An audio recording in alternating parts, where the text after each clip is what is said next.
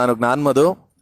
ಇವತ್ತು ಕರ್ನಾಟಕ ಪ್ರಾದೇಶಿಕ ದಿನಾಚರಣೆ ಫೆಬ್ರವರಿ 19ನೇ ತಾರೀಕು ಆಚರಣೆ ಮಾಡ್ತಾ ಇರೋದು ತುಂಬ ಮುಖ್ಯವಾಗಿದೆ ಅಂತ ನಾನು ತಿಳ್ಕೊತೀನಿ. ಅದು ಮುಖ್ಯ ಏನಕ್ಕೆ ಅಂದರೆ ಈಗಾಗಲೇ ಹಿಂದಿ ಪಕ್ಷಗಳು ಏನು ನಮ್ಮನ್ನು ಆಳ್ಕೊಂಡು ಬಂದಿದೆ 60-70 ವರ್ಷದಿಂದ. ಹಿಂದಿ ಪಕ್ಷಗಳು ಅಂದರೆ ಕಾಂಗ್ರೆಸ್ ಇರ್ಬೋದು, BJP ಇರ್ಬೋದು, ಅಥವಾ AAP ಇರ್ಬೋದು, ಯಾವ್ದಾರು ಇರ್ಬೋದು, ಎಲ್ಲ ಪಕ್ಷಗಳು ನಾವು ಹಿಂದಿ ಪಕ್ಷ ಅಂತ ಹೇಳ್ತೀವಿ. ಅದನ್ನು ರಾಷ್ಟ್ರೀಯ ಪಕ್ಷ ಅಂತ ನಾವು ಹೇಳಕ್ಕೆ ಇಷ್ಟಪಡೋದಿಲ್ಲ.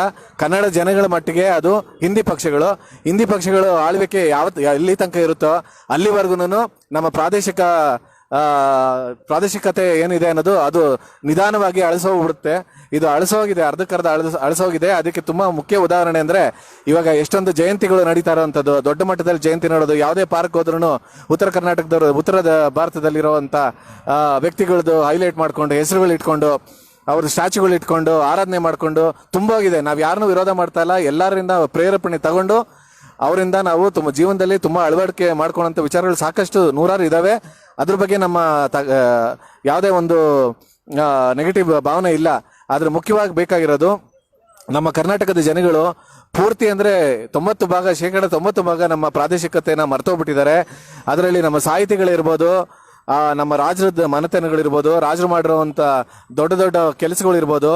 ನಮ್ಮ ಕರ್ನಾಟಕ ಇಷ್ಟು ದೊಡ್ಡದಾಗಿ ಬೆಳಿಬೇಕಂದ್ರೆ, ಇಷ್ಟು ಸುಭಿಕ್ಷವಾಗಿ ಬೆಳಿಬೇಕಂದ್ರೆ ಅದಕ್ಕೆ ಮುಖ್ಯವಾಗಿ ನಮ್ಮ ರಾಜರುಗಳು ಮುಂಚೆ ಎಲ್ಲ ಮಾಡಿರೋಂಥದ್ದು. ಅದಾದ್ಮೇಲೆ ನಮ್ಮ ನಾಯಕರು ಸ್ವಾತಂತ್ರ್ಯ ನಂತರ ನಮ್ಮ ನಾಯಕರು ಕೂಡ ಕರ್ನಾಟಕನ ಸಮೃದ್ಧಿಯಾಗಿ ಇಟ್ಟಿದ್ದಾರೆ. ಅದಕ್ಕೋಸ್ಕರ ಅದನ್ನೆಲ್ಲ ಮರೆತುಬಿಟ್ಟು ಇವಾಗ ಏನಾಗಿದೆ ಅಂದರೆ ಪ್ರಾದೇಶಿಕನ ಪೂರ್ತಿ ಮರೆತುಬಿಟ್ಟು ಇವತ್ತಿನ ದಿವಸ ಜನಗಳು ಯಾರೂ ನೆನೆಸ್ಕೊಂತ ಇಲ್ಲ. ಅದು ತುಂಬ ದುಃಖದ ವಿಚಾರ. ಅದಕ್ಕೋಸ್ಕರ ಒಂದು ಪ್ರಾದೇಶಿಕತೆ ಅನ್ನೋದು ತುಂಬ ಮುಖ್ಯವಾಗ್ಬಿಟ್ಟಿದೆ. ರಾಜಕಾರಣದಲ್ಲೂ ಪ್ರಾದೇಶಿಕತೆ ಬೇಕಾಗಿದೆ, ಭಾಷೆನಲ್ಲಿ ಪ್ರಾದೇಶಿಕತೆ ಬೇಕಾಗಿದೆ, ಸಂಸ್ಕೃತಿನಲ್ಲಿ ಪ್ರಾದೇಶಿಕತೆ ಬೇಕಾಗಿದೆ, ಎಲ್ಲದರಲ್ಲೂ ಪ್ರಾದೇಶಿಕತೆ ಬೇಕಾಗಿದೆ. ಸೊ ಅದಕ್ಕೋಸ್ಕರ ನಾವು ಪ್ರಾದೇಶಿಕತೆನೇ ಎಂದು ಒಂದು ಆಚರಣೆ ಮಾಡಬೇಕು ಅಂದ್ಬಿಟ್ಟು ಮಾಡ್ತಾ ಇದ್ದೀವಿ. ಮುಂದಿನ ವರ್ಷಗಳಿಂದ ಪ್ರತಿ ವರ್ಷನೂ ಇದನ್ನು ವಿಜೃಂಭಣೆಯಿಂದ ಆಚರಣೆ ಮಾಡಬೇಕು ಅಂತ ನಾವು ಎಲ್ಲ ತೀರ್ಮಾನ ಮಾಡ್ಕೊಂಡಿದ್ದೀವಿ. ಪ್ರತಿಯೊಂದು ಕನ್ನಡ ಪರ ಸಂಘಟನೆಗಳು, ರೈತರ ಪರ ಸಂಘಟನೆಗಳು, ಕಾರ್ಮಿಕ ಸಂಘಟನೆಗಳು, ಎಲ್ಲ ಸಂಘಟನೆಗಳು ಸೇರಿ ಇದನ್ನು ಆಚರಣೆ ಮಾಡಬೇಕು. ಹಾಗೂ ನಮ್ಮ ಪೊಲಿಟಿಕಲ್ ಪಾರ್ಟೀಸು ಎಲ್ಲನೂ ಅವರು ಕೂಡ ಇದರಲ್ಲಿ ಭಾಗಿಯಾಗಿ ಪ್ರಾದೇಶಿಕತೆಯನ್ನು ಹೆಚ್ಚು ಮಾಡ್ಕೊಂಡು ಹೋಗ್ಬೇಕು. ಹೋಗ್ತಾ ಕರ್ನಾಟಕ ಕನ್ನಡಮಯವಾಗಬೇಕು, ಬೆಂಗಳೂರು ಕನ್ನಡಮಯವಾಗಬೇಕು. ಬೆಂಗಳೂರಿನಲ್ಲಿ ಯಾರು ಇದ್ದಾರೆ ವಲಸಿಗರು ಅವರೆಲ್ಲ ಕನ್ನಡಿಗರಾಗಿ ನಮ್ಮ ಕನ್ನಡ ಕಂಪನ್ನ ಪ್ರತಿ ದೇಶಗಳಲ್ಲಿ ಎಲ್ಲೆಲ್ಲಿ ಹೋಗ್ತಾರೆ ಅಲ್ಲೆಲ್ಲ ಹಂಚಬೇಕು ಅನ್ನೋದೇ ನಮ್ಮ ಮೂಲ ಉದ್ದೇಶ. ಇಲ್ಲಿ ಬಂದಿದ ತಕ್ಷಣ ನಾವು ಇಂಗ್ಲೀಷ್ ಕಲ್ತ್ಕೊಂಡು ಅವ್ರಿಗೋಸ್ಕರ ನಾವು ಇಂಗ್ಲೀಷ್ ಕಲ್ತ್ಕೊಳ್ಳೋ ಅವಶ್ಯಕತೆ ಇಲ್ಲ, ಅವ್ರಿಗೋಸ್ಕರ ಹಿಂದಿ ಕಲ್ತ್ಕೊಳ್ಳೋ ಅವಶ್ಯಕತೆ ಇಲ್ಲ.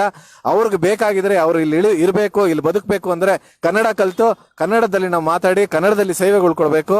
ಮತ್ತೆ ಪ್ರಪಂಚದಲ್ಲಿ ಎಲ್ಲೇ ಹೋದ್ರದ್ದು ಕನ್ನಡ ಮಣ್ಣಿನ ಒಂದು ವಿಚಾರನ ಎಲ್ಲ ಕಡೆ ಹೇಳಿ ಕಂಪನ ಅವರು ಪಸರಿಸಬೇಕು ಅನ್ನೋದೇ ನಮ್ಮ ಮೂಲ ಉದ್ದೇಶ. ಅದಕ್ಕೆ ತುಂಬಾ ಮುಖ್ಯವಾಗಿರೋದು ಪ್ರಾದೇಶಿಕತೆ. ಸೊ ತಾವೆಲ್ಲರೂ ಇದನ್ನ ನೋಡಿದವರೆಲ್ಲ ಇನ್ಮೇಲೆ ಪ್ರಾದೇಶಿಕತೆಗೆ ಹೆಚ್ಚು ಗಮನ ಕೊಟ್ಟು ನಮ್ಮ ಹಿಸ್ಟ್ರಿನಲ್ಲಿ ಏನಿದೆ, ನಮ್ಮ ಸಂಸ್ಕೃತಿನಲ್ಲಿದೆ, ಅದನ್ನ ಹೆಚ್ಚು ಬಳಕೆ ಮಾಡಿ, ಆಚರಣೆ ಮಾಡಿ, ಹಬ್ಬ ಮಾಡಿ 4 ಜನಕ್ಕೆ ಹೇಳಬೇಕು ಅನ್ನೋದು ನನ್ನ ಮುಖ್ಯ ಉದ್ದೇಶ. ಹೇಳ್ತೀರಾ ಅಂತ ಅನ್ಕೊಂಡಿದ್ದೀನಿ.